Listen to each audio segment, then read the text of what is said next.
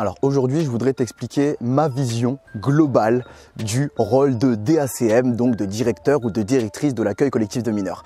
Et si tu veux, moi j'ai pour habitude de dire qu'un directeur ou une directrice n'est en fait rien d'autre, ni plus ni moins qu'un animateur de l'équipe d'adultes ou une animatrice. Ok ? Pourquoi est-ce que je dis ça? Parce qu'en fait, il y a d'énormes liens que tu peux voir entre un rôle de direction et un rôle d'animation. Déjà, premièrement, on encadre, on a un public, d'accord? Que tu sois en animation, en direction, tu vas avoir un public. Aussi, ben voilà, tu es encadrant et sur ce séjour sur lequel tu vas être engagé, il va y avoir équipe d'animation et équipe de direction qui vont essayer de travailler un peu tous dans le même sens pour arriver à essayer d'obtenir les résultats ou d'atteindre les objectifs sur le projet pédagogique du séjour. Donc du coup, en général, ce qu'on essaye de faire ou d'avoir sur un séjour, c'est d'avoir ce qu'on appelle une cohérence pédagogique. Okay, donc cohérence pédagogique, ça veut dire que en gros, ce qui va être écrit sur le papier, sur le projet pédagogique, va essayer de se transmettre à l'équipe de direction qui va ensuite, elle, essayer de le transmettre à l'équipe d'animation. D'accord? Et donc ce qui fait que tu as un lien en fait entre animation et direction, et voire même on pourrait pousser la réflexion encore plus loin, jusqu'en formation, dans des équipes de formation. Mais donc voilà, je vais prendre le temps de cette vidéo pour t'expliquer un petit peu, développer cette vision que j'ai. Pourquoi est-ce que je dis qu'un directeur est en fait un animateur de l'équipe d'adultes? Alors si tu ne me connais pas, je m'appelle Lex, je suis formateur indépendant au métier de l'animation. Pour ce faire, j'ai créé Animare, qui est un centre de formation dématérialisé et non qualifiant à ta disposition pour toi pouvoir t'aider un petit peu à poursuivre ta formation continue sans avoir besoin de retourner forcément dans un centre de formation classique et physique. Et bon, si ça t'intéresse, n'hésite pas à aller voir la playlist à propos d'Animare, tu en découvriras bien plus au sujet d'Animare ou à propos de mon parcours personnel. Et si tu me connais, eh bien voilà, tu vois, on continue la série de vidéos à propos du contenu pour aider les directeurs et directrices dans leur pratique. Là, on a repris une petite série de vidéos comme ça, on reviendra à l'animation plus tard. Et puis, voilà, donc tu vois, aujourd'hui, je tourne en extérieur, il fait beau et grande chance que j'ai, je me suis fait accompagner d'une camérawoman qui est en train de me filmer, et donc tout ça pour le plus grand confort, je l'espère, de tes yeux pendant que tu es en train de regarder, de te former, de découvrir avec moi plusieurs aspects, ici notamment un aspect particulier du rôle, de la vision globale du rôle de directeur que moi je mets dans mes pratiques et dans mes propos. On se retrouve juste après le générique. Bienvenue sur Animare TV, la chaîne de ton centre de formation dématérialisé. Abonne-toi si tu peux rien manquer, ou parle-en à ceux que ça intéressera. Si tu as des questions sur les contenus ou des propositions de sujets à aborder, n'hésite pas à m'envoyer un message privé sur Animare FB. Si tu veux juste donner ton avis ou ouvrir un débat, tu peux le faire dans les commentaires, c'est fait pour ça. Enfin, les liens vers tous les canaux d'Animare sont dans les descriptions de chaque vidéo. Bon visionnage, Lex. Alors, déjà, la première chose que je voudrais te dire avant de développer un petit peu sur ma vision du rôle d'animateur et du rôle de directeur et pourquoi je dis qu'un directeur est un animateur de l'équipe d'adultes, je tiens à te faire un rappel ou à te prévenir au cas où tu n'étais pas au courant qu'il y a très peu, là, il y a quelques jours de ça, j'ai créé un nouveau module de formation que j'ai mis à ta disposition sur la médiathèque Animare. Ce module de formation s'appelle les fondations d'un bureau de DACM. Et en fait, le but de ce module de formation, c'est que je te fasse découvrir à la fois comment est-ce qu'on peut organiser et optimiser nos bureaux et journées de directeur afin d'avoir des pratiques beaucoup plus fluides sur le terrain, parce que oui, être directeur ou directrice, c'est être un point de convergence et il y a énormément d'infos qui viennent de tous les côtés et toi aussi tu dois les redisperser dans tous les coins. Et donc si tu ne mets pas un minimum d'organisation à la fois dans ton bureau et dans tes journées de DACM, ça risque d'être compliqué à un moment ou à l'autre. Donc du coup, j'ai créé ce module de formation pour toi pouvoir t'aider. Il dure un peu plus de 4h30 et en fait le but de ce module de formation, c'est que tu puisses complètement installer ton bureau et prévoir ton organisation de journée avec moi à tes côtés, comme si je te formais sur le terrain. Donc en fait, voilà, au moment où tu récupères ton bureau vide et tu commences à t'installer, à en prendre possession, et bien voilà, il y a ce module de formation que tu vas pouvoir ouvrir et moi je vais être à tes côtés, je vais t'accompagner pas à pas dans l'organisation et la mise en place de ton bureau, déjà dans un premier temps.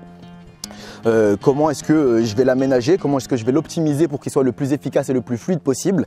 Et dans un second temps, je vais t'accompagner dans la création de tes journées pour dire que tu n'oublies rien, ou du moins le moins possible par rapport à tout ce qui va t'attendre dans tes journées de directeur et de directrice. Alors dans ce module de formation, déjà dans un premier temps, tu vas pouvoir découvrir l'administratif obligatoire et commun à n'importe quel accueil collectif de mineurs. Et en fait, c'est l'administratif à présenter en cas d'inspection, qu'elle vienne de jeunesse et sport, soit des inspections internes, voire même peut-être inspection sanitaire, etc. Voilà, tu as un administratif commun à tous les accueils collectifs de mineurs à devoir respecter. Et donc moi je t'en parle, et non seulement de t'en parler, de te le faire découvrir, je t'explique comment est-ce que moi je l'installe et comment est-ce que je m'en sers moi dans mon bureau, aussi bien tout au long d'un séjour que quand on en a besoin.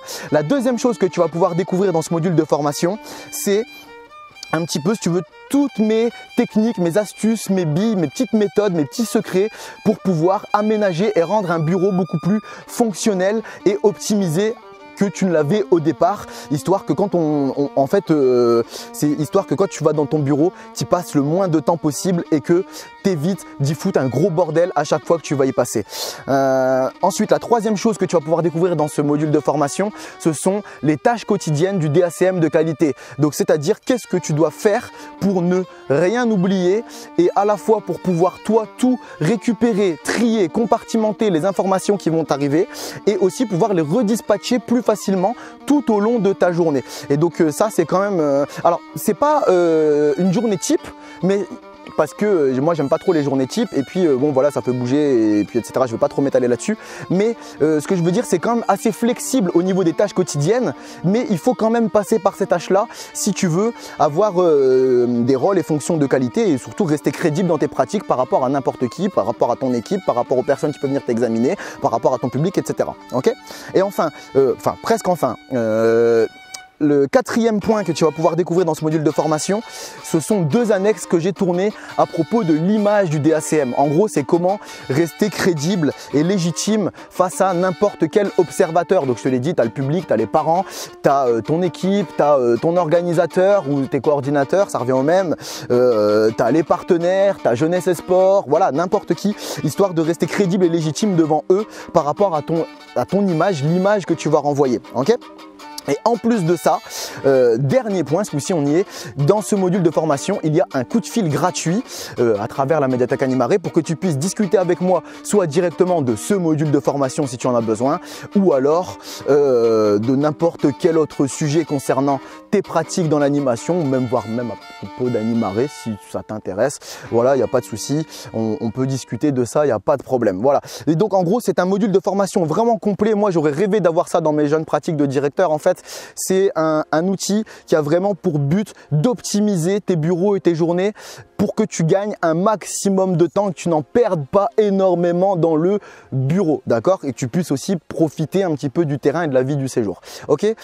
Si ça t'intéresse, tu vas dans la description. Le premier lien, c'est un lien qui va t'offrir moins 50% de réduction sur ce module de formation jusqu'au 11 avril 2021 à 23h. À 23h01, la promotion est terminée et c'est plein tarif.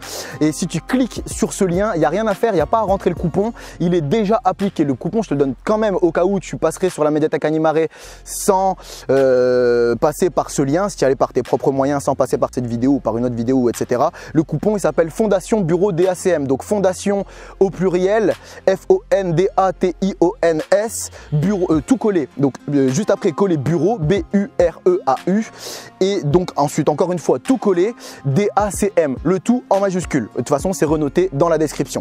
Ok. Deuxième lien dans la description, c'est si jamais tu tombais, tu voudrais obtenir ce module de formation hors période de promotion. Et troisième lien dans la description, c'est pour aller sur la médiathèque Animaré et découvrir tous les outils que je mets à ta disposition dessus. Donc il y a des modules de formation, il y a plein d'autres choses, n'hésite pas à aller faire un tour. Si c'est pour toi, c'est bien, si c'est pas pour toi, il n'y a pas de problème non plus. Et puis si tu veux en avoir un petit peu plus de détails au point de vue de ce module de formation que je viens de te présenter, je te propose d'aller voir tout simplement sa vidéo de présentation qui t'en dira encore bien plus. Ok?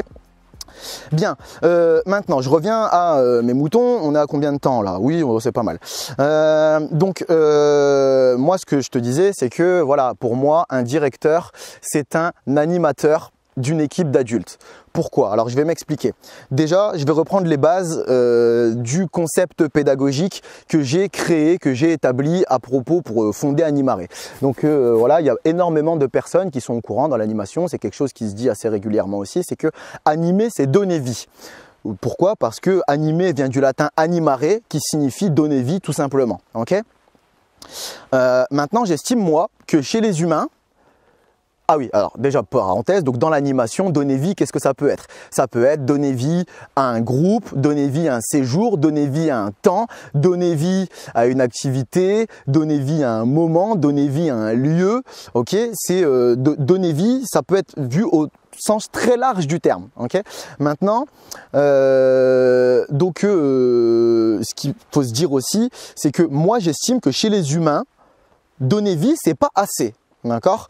Pourquoi? Parce que, et tu regardes, il n'y a même pas que chez les humains, c'est dans le règne naturel, chez les mammifères ou en tout cas chez la plupart d'entre eux, et a fortiori chez les humains, d'accord? Parce que nous faisons partie, ou alors nous vivons avec la nature, ça dépend du point de vue de chacun, mais il n'empêche que depuis la nuit des temps, depuis que l'humanité existe, derrière le fait de donner vie, il y a deux choses que font les humains.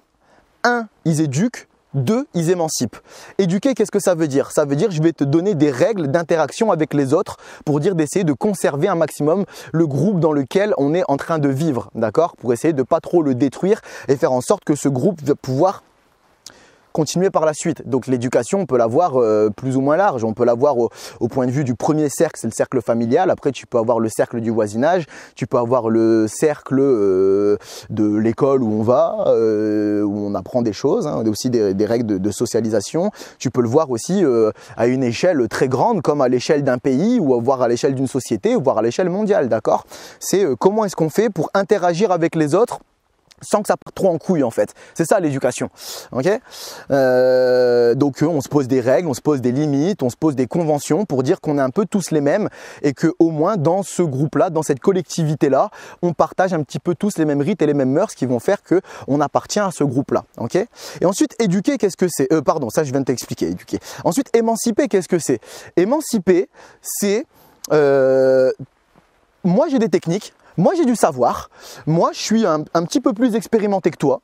Et ce que je vais faire, c'est que je vais te transmettre mon savoir pour que par la suite, tu puisses te débrouiller sans moi, sans être obligé de m'avoir avec moi à tes côtés, tu puisses être autonome. C'est ça, émanciper. C'est rendre quelqu'un autonome sur un point donné. Ok? Et donc maintenant, si je reviens à mes moutons dans... tiens, on va avancer par là. Si je reviens à mes moutons dans mon histoire de directeur. Ok? Donc déjà, un animateur, quelle que soit son animation qu'il est en train de faire, il peut faire ça. Il peut éduquer et il peut émanciper à travers ses animations. Moi, c'est comme ça que je définis un animateur. S'il n'éduque pas et s'il émancipe pas, c'est pas un animateur. C'est un occupant, c'est un surveillant, mais c'est pas un animateur. J'ai rien contre, hein. L'occupationnel et la surveillance, ça peut exister aussi. Mais il faut pas dire que c'est de l'animation, d'accord? Derrière animer, il y a éduquer et il y a émanciper. Ok? C'est pas juste tiens, je bouche un trou, normalement. Enfin, à mes yeux et à travers Animare. Et donc voilà, tu peux voir ça aussi. Donc je te dis, voilà, chez un animateur, je pense que c'est clair. Si tu prends une activité n'importe laquelle, voilà, je vais prendre une activité manuelle, on va construire des moulins à vent. Et ben voilà, toi peut-être déjà tu vas leur montrer un modèle. Et puis voilà, tu vas les aider donc à réaliser le moulin à vent avec le matériel, tu vas accompagner, etc., etc. Je ne vais pas rentrer dans les détails, mais déjà le simple fait de leur apprendre à utiliser le matériel sans se mettre en danger et sans mettre en danger les autres, ça c'est de l'éducation. D'accord? Le fait de parler de partage du matériel, c'est de l'éducation. D'accord? Et peut-être aussi le fait de se dire bon ben à la fin, au lieu juste d'avoir fait les moulins à vent et puis de les envoyer chez maman, chez papa et puis de les jeter dans un coin, ben oui. Et au lieu de faire ça et de les exposer et de permettre à tout le monde, même ceux qui n'ont pas participé, de venir au moins ne serait-ce que jeter un coup d'œil ou approuver du respect ou peut-être donner leur avis sur ce qui vient de se passer, sur ce que les autres ont fait en termes de production de moulins à vent, ça peut aussi être rentré dans un côté éducatif. Ok ? D'accord? Pourquoi? Parce qu'on interagit, on voit ce que les autres ont fait, on y donne du respect, on voit ce qui est possible de faire à travers ce groupe, etc. etc. Ok?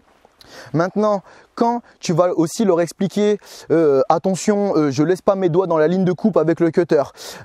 Attention, quand tu vas vouloir poser un pan vertical sur le moulin à vent, il faut que tu mettes des cales sur les côtés pour dire qu'il ne bouge pas et que la colle elle tienne, etc., etc., etc.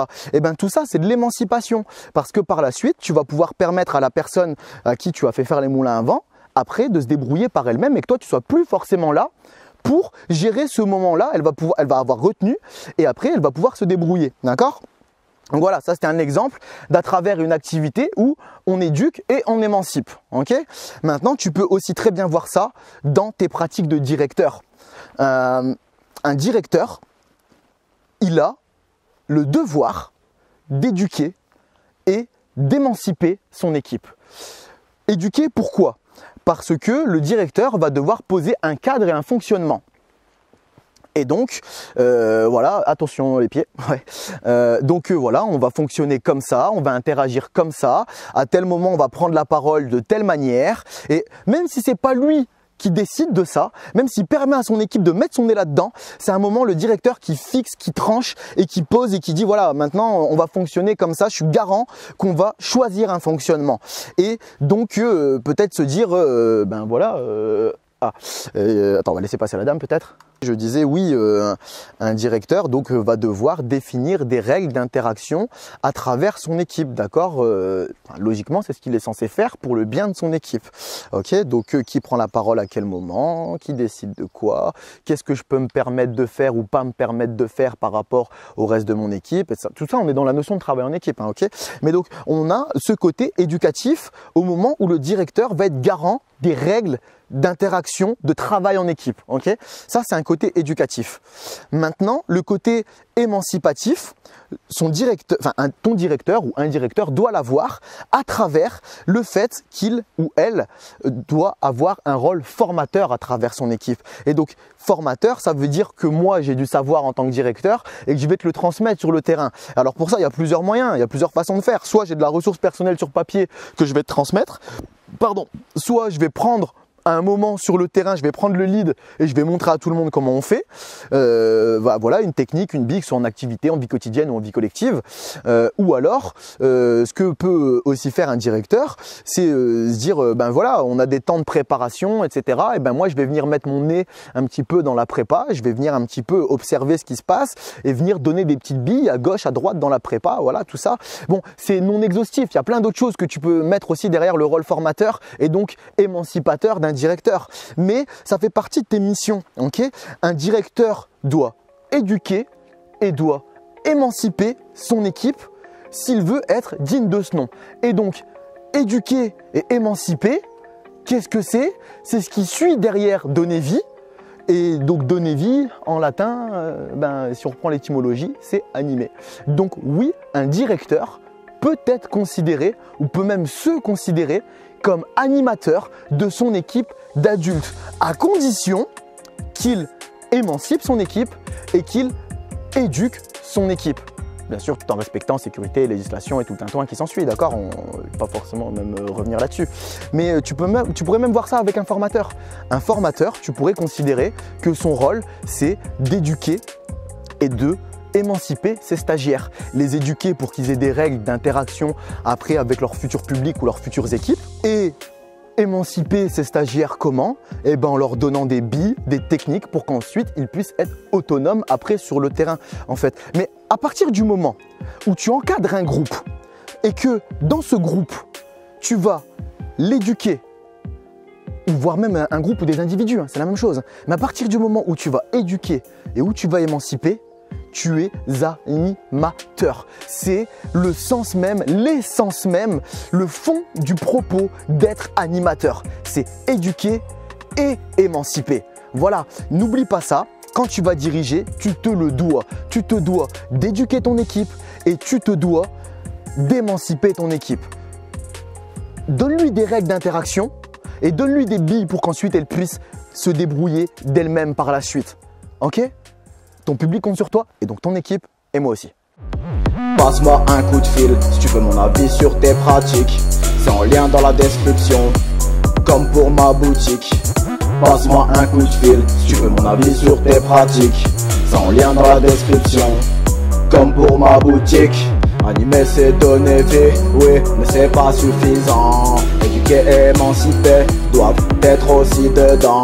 Animer c'est donner vie, oui, mais c'est pas suffisant. Éduquer et émanciper doivent être aussi dedans. Animer.